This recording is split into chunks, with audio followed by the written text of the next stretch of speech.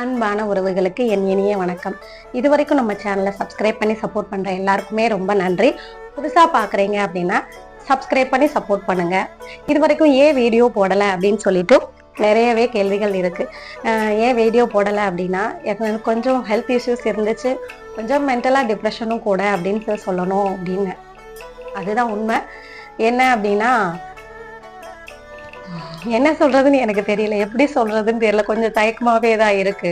இது வரைக்கும் நம்ம சேனல்ல வீடியோ போட்டே வந்து பாத்தீங்க அப்படின்னா 4 மந்த்ஸ் ஆக போகுது. அதாவது 4 மாசம் 4 மாசம் ஆச்சு. நான் வீடியோ ஷூட் பண்ணியே 4 மாசம் ஆச்சு. ஏற்கனவே இருந்த வீடியோஸை தான் கடைசியா ஒரு ஹேர் பேக்கு, அப்புறம் வந்து பிரியாணி, அந்த ஒரு ரெண்டோ மூணோ நினைக்கிறேன், அதை லாஸ்டா நான் போஸ்ட் பண்ணியிருந்தேன். அதுக்கே வந்து நான் ரொம்ப டைம் எடுத்து தான் போஸ்ட் பண்ணேன்.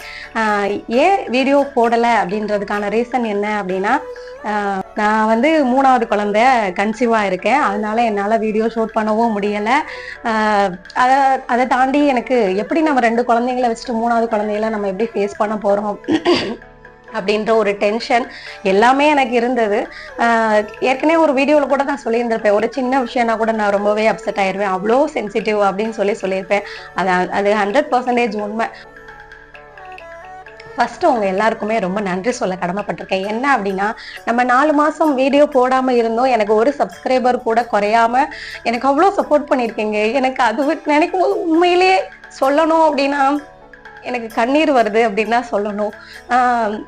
ஏன்னா கூட இருக்கிற சொந்த பந்தங்களே வந்து ஒரு சில சூழ்நிலையில வந்து நம்மளை ரொம்ப கஷ்டப்படுத்துற மாதிரியோ காயப்படுத்துற மாதிரியோ இருப்பாங்க, நண்பர்களா இருக்கட்டும், உறவுகளா இருக்கட்டும். ஆனா அதை தாண்டி நான் ஒரு சோசியல் மீடியால இந்த அளவுக்கு சப்போர்ட் பண்ணுவாங்க அப்படின்னு சத்தியமா நான் எதிர்பார்க்கவே கிடையாது.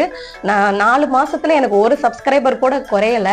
அதை தாண்டி நான் என்ன அப்படின்னா, நான் 200 சப்ஸ்கிரைபர், லாஸ்டா நான் வீடியோ போஸ்ட் பண்ணும்போது 200 சப்ஸ்கிரைபர் தான் இருந்தோம். இன்னைக்கு 279 சப்ஸ்கிரைபர் எனக்கு வந்திருக்கு.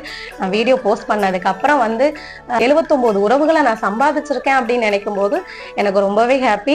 புதுசா வந்திருக்க எல்லா சொந்தங்களுக்கும் என்னோட ரொம்ப நன்றி. அவ்வளவுதான். எனக்கு வார்த்தை தான், என்ன வார்த்தை சொல்றது அப்படின்னு தெரியல.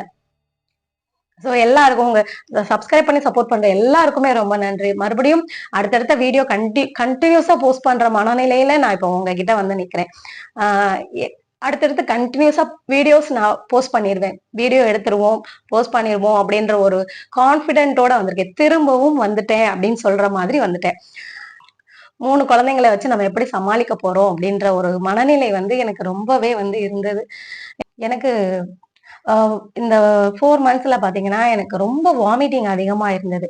வாமிட்டிங் அதிகம், டயர்டு, அதுவே 2மே, வாமிட்டிங்கு, டயர்டு, இது 2மே முடியாது. ஏன் சமைக்க கூட முடியல. என் ஹஸ்பண்ட் தான் எனக்கு பாப்பாவுக்கெல்லாம் சமையல் பண்ணி கொடுத்துட்டு இது பண்ணுவாங்க, ஜூஸ் போட்டு கொடுக்க, இது எல்லாமே அவங்க தான் பாத்துக்கிட்டாங்க. முழுக்க முழுக்க இந்த குழந்தை அவங்களுக்காக மட்டுமே தான்.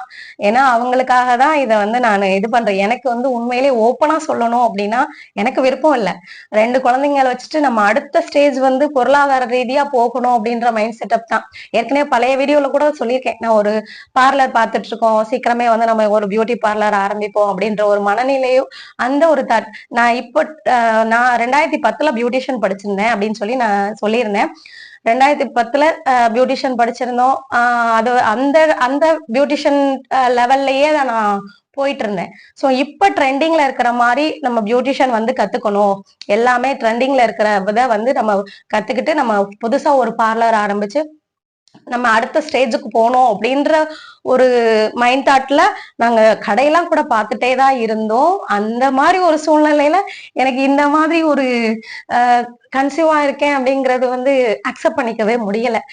சரி, அவர் என்னோட ஹஸ்பண்ட் விருப்பப்படுறாரு அப்படின்றதுக்காக ஓகே, இந்த குழந்தைய நம்ம பெத்து கொடுத்துருவோம், பெத்து கொடுத்துட்டு ஒரு 1 இயர் வந்து நம்ம அப்படியே கொண்டுட்டு போயிடுவோம். குழந்தை ஒரு 10 மந்த்ஸ், அப்புறம் ஒரு 1 இயர் வச்சுக்கோங்களேன். கரெக்டா ஒரு 2 இயர்ஸ் வந்து நம்ம கஷ்டப்படணும். 2 இயர்ஸ் கஷ்டப்படணுமே அப்படின்னு நினைக்கும் போது எனக்கு ரொம்பவே கஷ்டமா இருக்கு. வேற வழி இல்லை, நம்ம இதை ஃபேஸ் பண்ணி தான் ஆகணும் அப்படின்ற ஒரு சூழ்நிலைக்கு நான் தள்ளப்பட்டுட்டேன். அப்புறம் சரி, ஓகே, நம்ம இந்த குழந்தைய பெத்து கொடுத்துட்டு ஒரு 2 இயர்ஸ்ல வந்து மறுபடியும் நம்ம ஃபீல்டுல மறுபடியும் நம்ம போயிடுவோம் அப்படின்ற மனநிலையில இருக்கேன். ரொம்ப அதிகப்படியான வாமிட்டிங் இருக்கும்போது, அது உடல் ரீதியா ஒரு பிரச்சனை, மன ரீதியான ஒரு பிரச்சனை. இந்த மாரி ஒரு சூழ்நிலையில நம்ம எப்படி ஹேர் பேக் போடுறதோ, இப்ப என்னோட முடிய வேணா பாருங்களேன், ரொம்பவே ஒல்லியாயிடுச்சு. அ காரணம் என்ன அப்டின்னா, நான் மெயின்டெயின் பண்ணவே இல்ல. ஹேர் பேக் போட்டே 4 மந்த்ஸ் ஆச்சு. ஹேர் பேக் போட்டிருந்தா கூட அது ஒரு சின்ன கிளிப்பாவோட கூட எடுத்து நான் உங்ககிட்ட ஷேர் பண்ணியிருப்பேன். சுத்தமாவே வந்து இது பண்ணல. கொஞ்சம் முடியெல்லாம் கூட உதிர்ந்துட்டது. பரவால்ல. ஏன் அப்டின்னா, எனக்கு ஸ்ட்ரெஸ்னால முடி கொட்டிடுச்சா? இல்ல வந்து சாரி ஹீட்னால கொட்டிருச்சா? இல்ல பிரெக்னன்ட்டா இருக்கிறதுனால கொட்டிருச்சா? இந்த மாரி ரீசன நான் தேடி தேடி அலையிறேன். அந்த மாதிரி கஷ்டமா இருந்தது. சரி பரவால்ல முடிதானே. ஆனா வளரும் அப்டின்ற கான்ஃபிடென்ட் இருக்கிறதுனால, சரி ஓகே நம்ம அடுத்த நெக்ஸ்ட் வந்து ஹேர் பேக் போட்டு நம்ம இது பண்ணிக்கலாம் அப்டின்ற மனநிலையை வந்து உருவாக்கிக்கிட்டேன். இதுதான் என்னோட ரீசன். வீடியோ போடாததுக்கான ரீசன் வந்து பிரெக்னன்ட்டா இருக்கேன். ஸோ இப்போ வந்து எனக்கு 5th மந்த் ஸ்டார்ட் ஆயி 5th மந்த்துக்கான முடிய போகுது. தமிழுக்கு 5 மாசம் வந்து முடிய போகுது. 5வது மாசம் ஸ்கேனும் எழுதி கொடுத்துருக்காங்க. இது வந்து பிராங்க் வீடியோ இல்ல. உண்மையிலே சீரியஸான ஒரு வீடியோ தான். இது வந்து என்னோட ஹாஸ்பிட்டல் நோட்டு. இது அதுக்கான நோட்டு. இது ரெகுலரா செக்அப் போறது. என்னோட ஹீமோகுளோபின் அந்த இது எல்லாமே. இது லாஸ்டா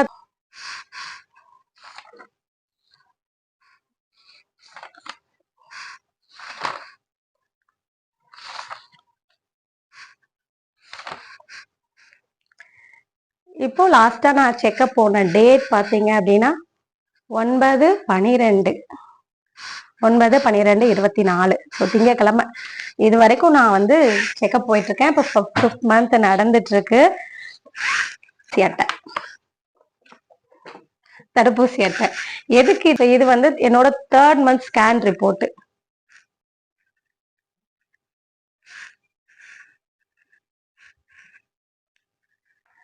இது வந்து பாத்தீங்க அப்படின்னா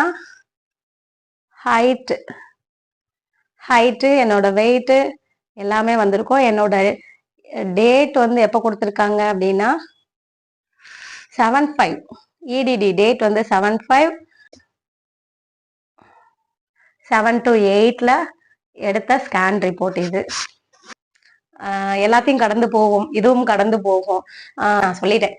இதனாலதான் நான் வந்து வீடியோ போடல. கொஞ்சம் ஸ்ட்ரெஸ்னாலையும் இது பிரெக்னெண்டா இருக்கிறதுனாலையும் இதனாலையும் தான் போடல. வேற வழி இல்லை. இப்போ நான் 5th மந்த் டிராவல் பண்ணிட்டு இருக்கேன். இது வரைக்கும் நான் அப்படியே எனக்கு ஃபர்ஸ்ட் 2 பேபியுமே நார்மல் டெலிவரி தான். நார்மல் டெலிவரி அப்படின்னா சாதாரணமா நார்மல் டெலிவரி கிடையாது. கொஞ்சம் கஷ்டப்பட்டேன். எனக்கு அந்த அளவுக்கு வந்து இது இல்லை, எனர்ஜியும் இல்லை. கஷ்டப்பட்டு அதனாலதான் நாங்க வந்து தேர்ட் பேபி பெத்துக்கிறதுல வந்து வேண்டாம் அப்படின்னு ஒரு முடிவு பண்ணி 2 பேருமே இப்ப பாப்பாவுக்கு ஃபர்ஸ்ட் பாப்பாவுக்கு வந்து 8 வயசு, 2வது பாப்பாவுக்கு வந்து 5 வயசு நடக்கு. ஸோ இவங்க இப்போ வந்து 5th மந்த் கன்சீவா இருக்கேன். 5 இயர்ஸ் வந்து கேப் வந்து ரீசன் என்னன்னா முடியாது, நம்மளுக்கு வந்து சமாளிக்க முடியாது, என்னாலையும் பெத்துக்க முடியாது அப்படின்ற ஒரு மைண்ட் செட்டப்ல நாங்க வந்து வேண்டாம் அப்படின்ற மனநிலையில தான் இருந்தோம். வீட்டுக்காரருக்கு பாத்தீங்க அப்படின்னா ஆம்பளை பிள்ளை வேணும் அப்படின்ற ஒரு மைண்ட் செட்டப் அவங்க மனசுல இருந்துகிட்டே இருந்திருக்கு. எனக்கு சொல்லவே இல்லை. சரி அவ கஷ்டப்படுவா, அவளால முடியாது அப்படின்ட்டு என்கிட்டயும் அவங்க வந்து சொல்லல. திடீர்னு தான் அவங்களுக்குள்ள ஒரு இது ஒரு கண்டினியூஸா சில பேருக்கு பாத்தீங்கன்னா பாய் பேபியா பறந்தது. அதனால அவங்க விருப்பப்பட்டு ஓகே நம்ம பெத்துக்கலாம் அப்படின்ற மனநிலைக்கு வந்துட்டாங்க. அதனால இப்ப நானும் அக்செப்ட் பண்ற மனநிலைக்கு வந்துட்டேன்.